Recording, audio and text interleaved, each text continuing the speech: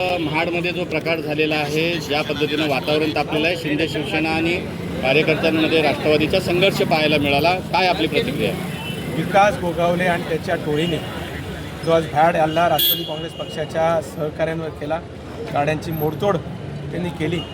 गुन्हेगारी पार्श्वभूमीचा असलेला हा माणूस हा गेले 10-12 वर्ष जणू काय आम्हीच महाडचे मालक, आम्हीच तिथले राजे अशा प्रकारे त्या ठिकाणी त्याची वर्तवणूक आहे.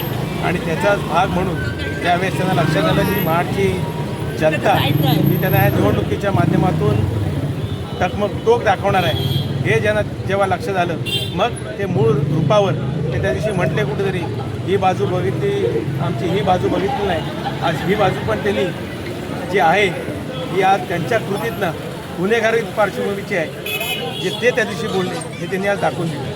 उपाध्यक्षाला मारहाण झालेली आहे, गाड्यांची तोडफोड झालेली आहे. वरिष्ठ पातळीवर काय भूमिका घेतली जाईल? पोलीस प्रशासनाला काय आव्हान? मी पोलीस प्रशासनाला विनंती करीन, त्याचबरोबर निवडणूक आयोगाला विनंती करीन, अशा ह्या गुन्हेगारी प्रवृत्तीच्या माणसाला त्याचं योग्य पद्धतीने त्याची जे काय ठिकाण आहे ते पोलीस यंत्रणेने त्याला त्या ठिकाणी घ्यावं आणि महाडला भयमुक्त, दहशतमुक्त करावं.